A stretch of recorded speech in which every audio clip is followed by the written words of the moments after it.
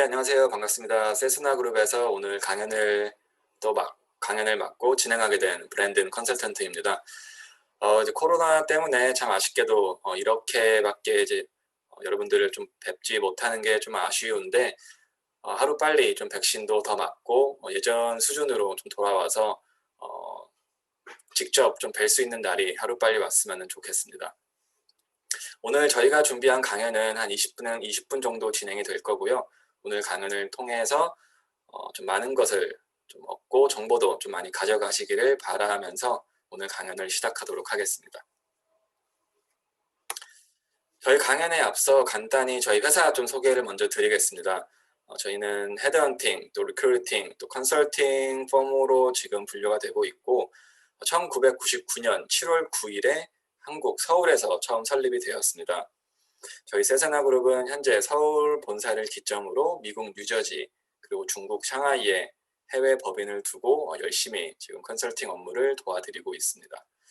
이제 웹사이트 보시면은 저희의 좀 많은 정보들이 올라와 있을 거예요. 그래서 저희 회사에 대해서 조금 더 정보가 필요하신 분들은 아래 cessna.com 웹사이트를 활용하시기를 권장드립니다. 간단히 또 제 소개 먼저 좀 드릴게요. 저는 한국에서 이제 학부까지 졸업을 경제학 전공을 했고 이제 미국에는 MBA 과정으로 와서 2018년도에 이제 졸업을 하고 졸업을 마치고 2018년부터 바로 세스나 그룹에 지금 입사를 해서 현재 매니징 컨설턴트로 담당을 하고 있습니다. 자, 그럼 이제 본격적인 강연을 좀 시작을 할 텐데 오늘의 주제는 총 3가지 카테고리로 말씀을 드릴 거예요. 첫 번째, 가장 기본적이면서도 또 가장 중요한 정보죠. 미국에서는 과연 한국이랑은 달리 좀 어떻게 구직 활동이 이루어지고 또 정보는 어디서 구할 수 있을지에 대해서 먼저 말씀을 드릴 거고, 두 번째, 잡 인터뷰, 면접 요청이 오게 되면은 인터뷰 준비는 어떻게 하면 좀 더 효율적인지, 그리고 마지막, 아마 오늘 청중분들 중에 이제 학생 신분으로 오신 좀 유학생 분들이 많을 거라고 생각이 되는데요.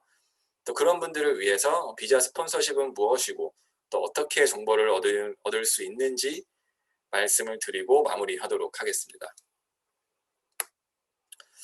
자, 첫 번째는 미국에서 이제 Find a job in the US, 미국에서 어떻게 잡을 구할 수 있냐에 대한 토픽입니다. 아마 뭐 저희는 또 인터넷 세대다 보니 이제 인터넷은 굉장히 일상화되어 있고 많이 친숙하실 텐데 가장 대표적인 이제 잡 서칭 엔진이죠. 뭐 링크드인이나 잡 핸드쉐이크 그리고 뭐 몬스터, 인디드닷컴 등등을 통해서 아마 많이들 정보를 구하셨을 텐데요. 이제 이쪽에다가는 본인이 레주메가 준비가 되셨다면은 하루빨리 아이디를 만들고 포스팅을 하셔가지고 레주메를 올려놓으시면은 저희 같은 이제 리크루팅 에이전시 또는 각 담당하고 계시는 그 회사의 컨설턴트 분들이 레주메를 보고 연락을 드릴 겁니다. 그래서 준비가 되시면은 대표적인 엔진 잡서칭 엔진 사이트에 레주메를 포스팅 해 놓으실 거를 개인적으로 좀 권장을 해드립니다.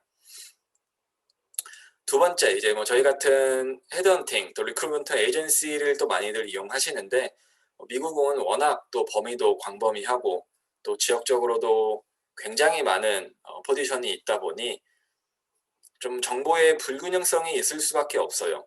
그래서 이럴 때는 저희 같은 헤드헌팅 업체를 사용하시게 되면은 많은 포지션 정보와 좀 어떻게 좀 준비를 하시면 되는지 그런 기본적인 프로세스에 대해서 아마 도움을 많이 받으실 수 있을 겁니다. 그리고 학교 내에 뭐 잡보드, 잡 게시판을 이용하시는 것도 많은 도움이 되실 거고요. 좀 뭐 올드한 방법이긴 하지만은 계시는 지역 커뮤니티, 또 지역 뭐 잡 소개서라든지 이런 곳에 뭐 신문이라든지 뭐 웹사이트를 활용해 보시는 것도 도움이 되실 겁니다. 이제 뭐 미국에서 잡 서칭을 하시는 데 있어서 뭐 가장 좀 기본적인 또 가장 뭐 첫 출발이죠. 이제 레주메를 좀 먼저 작성을 좀 준비를 해 주셔야 되는데 레주메는 여러 가지 방법이 있겠죠. 저는 뭐 가장 기본적인 것만 좀 터치를 해 드리려고 합니다. 일단은 레주메 같은 경우는 간결해야 되고요. 각 HR 담당자분들이 이제 포지션을 오픈을 하고 레주메를 받게 되면은 미국 전역에서 이제 레주메를 받기 때문에 레주메가 가독성이 떨어진다거나 뭐 레주메가 5장 이상이 넘어간다거나 그러면은 아무래도 좀 잘 준비된 레주메보다는 주목성이 떨어질 수밖에 없습니다.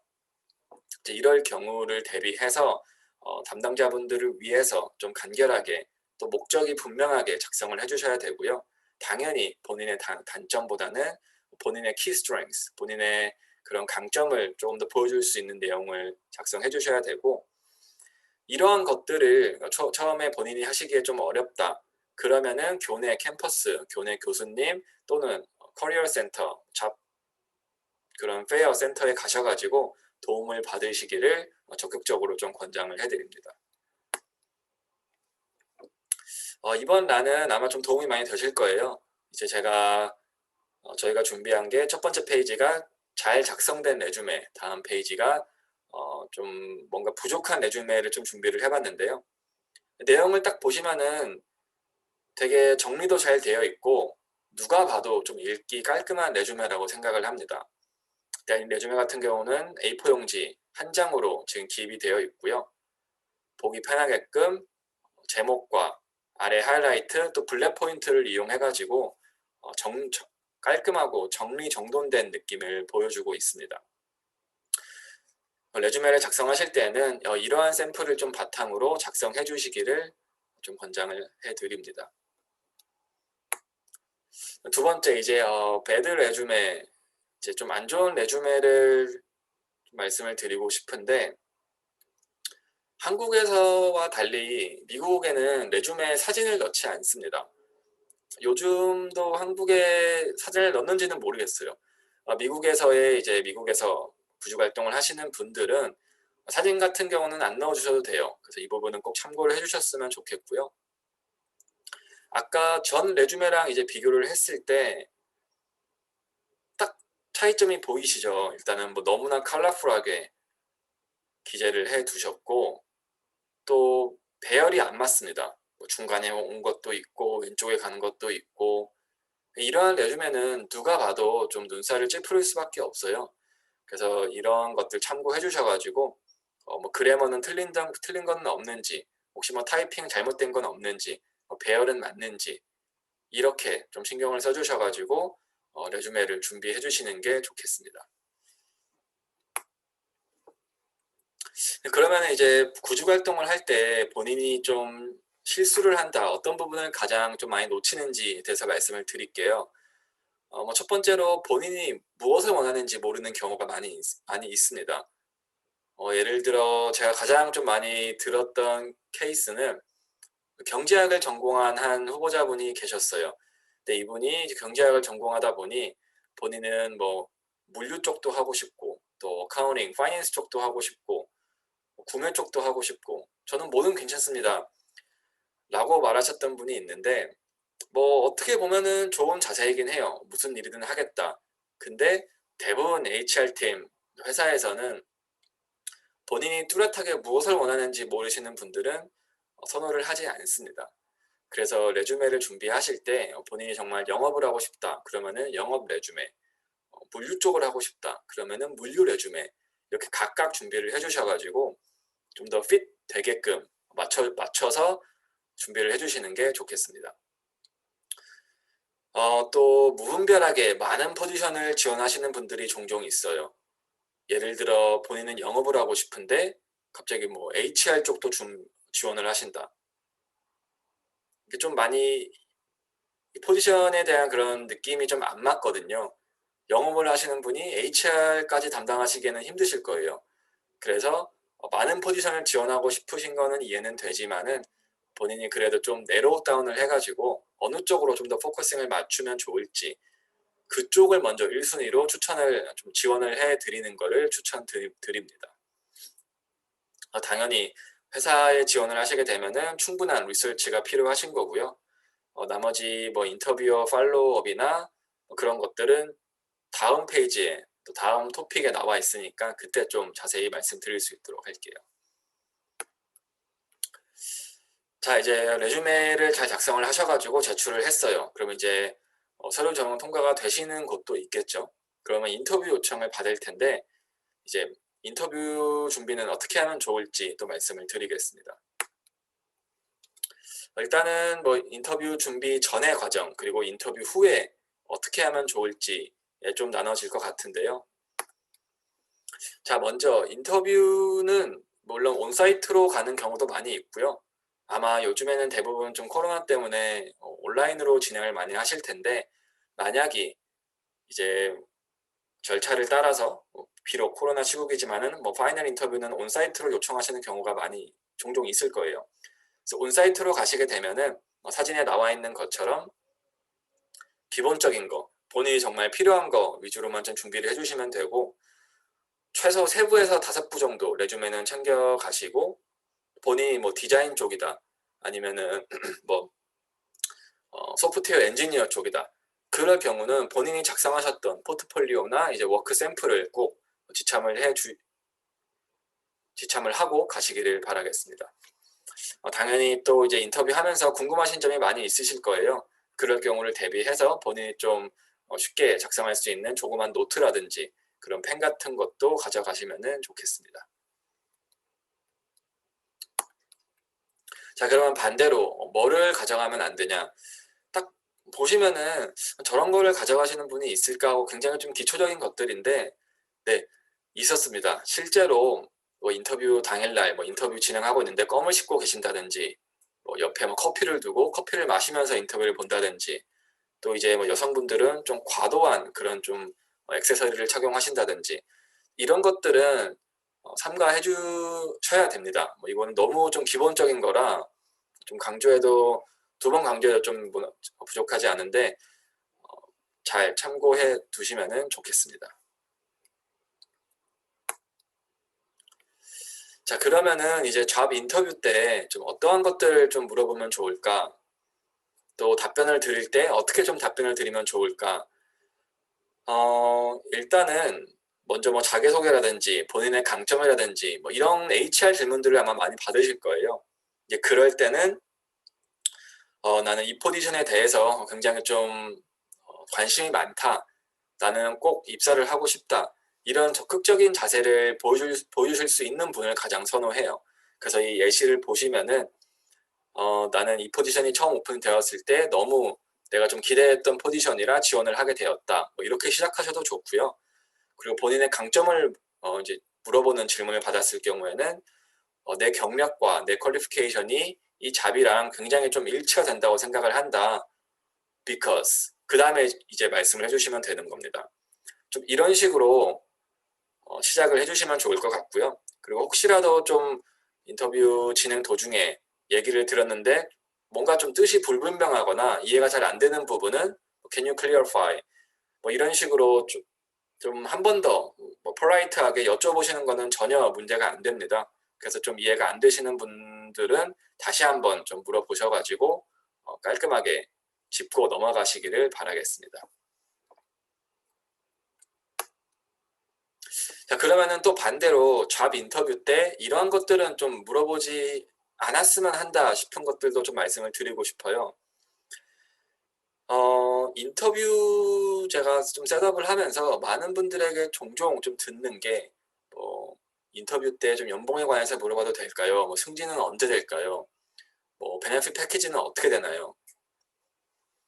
그쵸? 이제 뭐 구직자 입장으로서 당연히 가장 중요한 것들인데, 저희가 이제 강조드리고 싶은 포인트는 그러한 것들은 나중에 인터뷰 잘 보시고 이제 오퍼 단계, 이제 오퍼 펜딩 스테이지라고 있어요. 그 단계에 가시게 되면은 그때 이제 직접 HR 팀 분들에게 물어보셔도 안 늦거든요. 그러니까 인터뷰 때는 뭐 1차 인터뷰, 2차 인터뷰, 뭐 HR 인터뷰든 테크니컬 인터뷰든 인터뷰 때만큼은 이런 것들은 좀 제외를 하고 인터뷰에만 좀 집중해 주시기를 좀 바라고요. 3번째 같은 경우 뭐 Who is your target customer 보시면은 좋은 질문 아니야? 라고 좀 생각하시는 분들이 있는데, 이런 거는 인터뷰 전에 본인이 준비를 하셔야 되는 부분입니다. 이런 걸 물어보시게 되면은 이 지원자는 우리 회사에 대해서 리서치도 안 해봤나? 뭐 우리 회사의 뭐 타겟을 몰라? 라고 생각하시는 분들이 많이 있을 거예요. 네, 그래서 이러한 좀 리스트에 나와 있는 기초적인 질문들은 최대한 좀 안 하시거나 나중에 하시는 거를 말씀드립니다.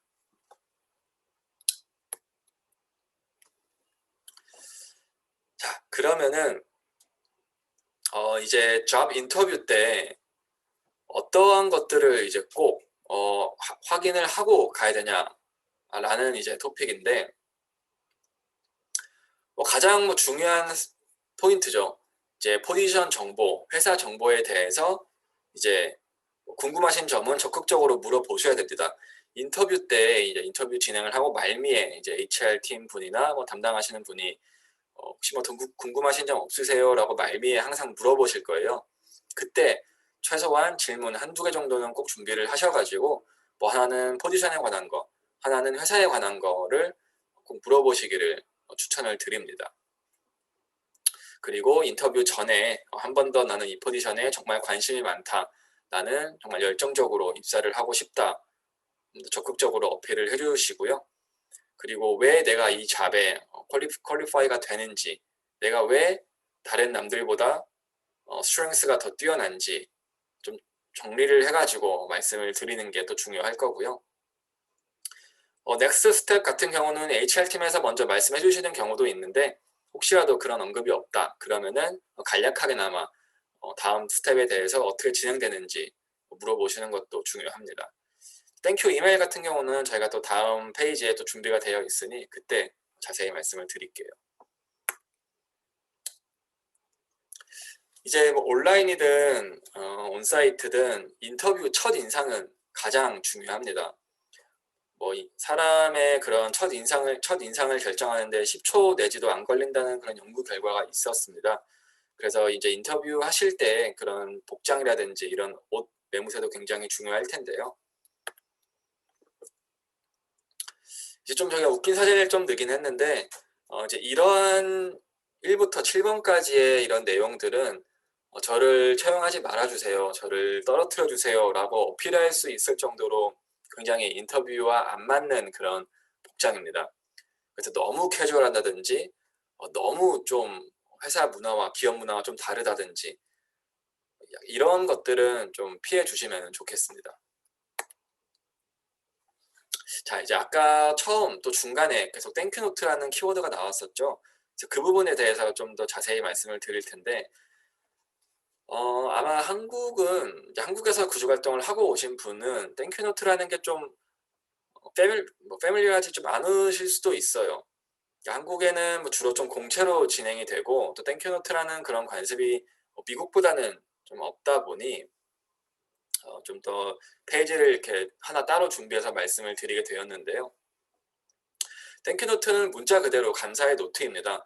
그래서 인터뷰를 보고 나신 다음에 이메일로 땡큐노트를 작성해 주셔가지고 오늘 인터뷰를 진행해 주셔서 감사했다, 이런 식으로 좀 땡큐노트를 보내드리는 건데요. 1번부터 9가지의 땡큐노트에 대해서 내용이 나와 있어요. 그래서 오늘 인터뷰 때 무엇을 배웠는지, 그리고 내가 왜 이 포지션에 관심이 있는지, 왜 이 포지션에 내가 적합한지, 그리고 오늘 인터뷰를 통해서 새롭게 배웠던 것들, 반대로 인터뷰 때 좀 더 부족했던 답변은 살짝 좀 백업을 해가지고 이렇게 다시 답변을 드린다 라고 좀 더 추가를 할 수 있겠고요. 그리고 이제 당연히 땡큐노트를 보내드릴 때는 스펠링에 틀린 거는 없는지, 또 스펠링은 괜찮지만은 문장이나 좀 이런 어구 같은 거에 어색한 부분은 없는지 당연히 꼼꼼히 확인을 하고 이제 보내주셔야 되겠습니다. 자, 그러면은 이제 물어보시겠죠. 이제 땡큐노트를 왜 보내야 돼요? 굳이 보내야 됩니까? 라는 이제 분들이 종종 있었는데, 그런 거죠. 이제 미국 같은 경우는 공채라는 개념보다는 대부분 이제 수시 채용 또 상시 채용을 하다 보니 포지션이 오픈되면은 미국의 전 지역에 리로케이션을 하서라도 나는 좀 이 포지션을 좀 일하고 싶다, 이러는 분들이 많이 있어요. 그래서 경쟁률이 좀 워낙 높다 보니 제 시간을 내주셔서 인터뷰 보신 분들에 대한 좀 리스펙입니다. 그래서 오늘 시간 내주셔서 감사하다. 그리고 이런 이메일을 보냄으로써 이 지원자분 기억난다. 조금 더 리마인드, 본인의 이름을 인터뷰어에게 리마인드 할 수 있는 그런 베네핏도 있고요. 그리고 전에 말씀드렸지만은 좀 더 답변이 부족했던 부분을 한 번 더 조금 더 백업해가지고 이러한 부분에 답변이 부족했었는데 이렇게 좀 답변을 드리고 싶습니다. 라고 한 번 더 조금 더 어필할 수 있는 그런 기회가 될 겁니다. 그리고 마지막으로 이메일, 라이팅 스킬, 장문 그런 스킬에 대해서도 본인의 좀 그런 능력을 보여줄 수 있는 또 계기가 될 거고요. 그러면 잡 인터뷰 후에 뭐 안 하시는 분들이 당연히 더 많겠지만은 좀 더 너무 과한 그런 감사 표현, 뭐 꽃을 보낸다든지, 뭐 페이스북에 뭐 친구를 건다든지, 뭐 인터뷰 끝나자마자 바로 뭐 전화를 뭐 팔로업 이메일을 드린다든지 이런 거는 좀 삼가해 주시면 좋고요. 뭐 팔로업 이메일이나 팔로업 컬은 인터뷰 후에 뭐 넉넉히 뭐 하루 이틀 후에 해주시는 게 가장 좋겠습니다. 그리고 혹시 뭐 저희를 통해서 또 다른 리크루터 분들을 통해서 진행을 하시게 되면은 리크루터 분들은 오퍼레터를 받기 전까지 또 서명하시기 전까지 모든 프로세스에 대해서 도움을 서포트를 드릴 거예요. 그래서 리크루터 분들도 정보를 아셔야지 도움을 드릴 수 있으니까 인터뷰 어땠는지 다음 스텝은 또 어떤지 이런 것들을 좀 더 상세하게 리크루터 분들에게 말씀을 해주셔야지 더 도움을 드릴 수 있을 겁니다. 자, 그러면 이제 아마 좀 유학생분들이 가장 좀 관심이 있으실 만한 좀 토픽일 텐데요. 미국에는 아무래도 좀 외국인 분들 또 다국적 국가다 보니 이제 비자 스폰서십이라는 제도가 되게 많이 알려져 있어요. 비자 스폰서십은 말 그대로 이제 뭐 미국에서의 합법적인 취업 비자가 없을 경우 그런 비자 스폰서십을 받고 이제 리갈리하게 미국 내에서 근무를 하실 수 있는 그런 개념입니다. 이제 아마 대부분 좀 F1 신분으로 뭐 학사라든지 석사라든지 공부를 하고 계시는 분들이 많이 있으실 텐데요. 이제 그런 분들은 졸업을 하실 때 이제 OPT라고 1년 OPT는 1년, 이제 일반 OPT는 1년이고요. 이제 스템이 적용이 되시는 분들은 스템 OPT라고 해서 총 3년 정도 이제 합법적으로 근무를 하실 수 있는데 졸업 3개월 전부터 이제 신청이 가능합니다. 그래서 예를 들어 본인이 5월에 졸업이다. 그러면 2월 중순 말부터 신청이 가능하니까 미리미리 좀 신청을 하셔가지고 졸업 시작 날짜 전까지 카드를 받으실 수 있도록 준비해 주시면 좋고요. 이 OPT가 아무래도 가장 기본적인 이 다음 단계 뭐 H1B라든지 영주권이라든지 그런 좀 브릿지가 될 수 있다라고 좀 말씀을 드릴 수 있겠습니다. 그리고 두 번째 H1B라고 하죠. 아마 좀 많이 들어보셨을 텐데 이제 어떻게 보면 OPT 다음 단계이기도 해요. 그래서 OPT로 입사를 하셔가지고 OPT 기간 동안 이제 능력을 잘 보여주시면은 회사에서는 H1B라는 스폰을 제공을 해드릴 거예요. 그래서 이제 스페셜티 오큐페이션이라고 첫 3년 동안 합법적으로 근무를 할 수 있고요. 3년의 H1B 기간이 끝나면은 그 다음 3년의 익스텐션을 통해서 총 total 6 years, 총 6년까지 이제 합법적으로 근무를 할 수 있는 취업 비자입니다. 뭐 아쉽게도 H1B는 총 85,000개의 쿼터가 정해져 있어서 이제 쿼터보다 항상 매년 지원자 수가 더 많이 있었어요. 그래서 로터리라는 시스템으로 이제 셀렉이 되었는지 좀 뽑게 되고요. 떨어지신 분들은 뭐 다음 백업 플랜이라든지 다음 해 연도에 좀 더 지원을 해주셔야 되고 이제 로터리에 당첨되신 분들은 그때부터 이제 서류라든지 혹시라도 뭐 추가 서류가 뜬다 그러면은 그런 것들은 이제 준비해 주시면 되겠습니다.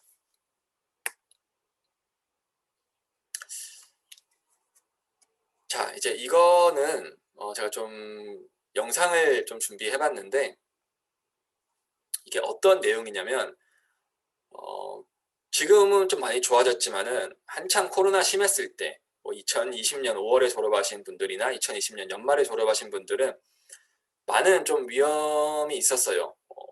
졸업을 연기하시는 분들도 많이 있었고 포지션이 줄어드는 경우도 많이 있었고 그래서 이런 글로벌 팬데믹 때 이런 job opportunity 또 갓 졸업하신 분들이 어떻게 좀 어려움을 겪으셨는지에 대한 내용이었습니다. 그래서 지금 이제 코로나의 영향으로 좀 변동성이 많이 있으실 것 같은데요. 대부분 이제 일하고 계시는 분들은 리모트로 많이 근무를 하고 계시죠.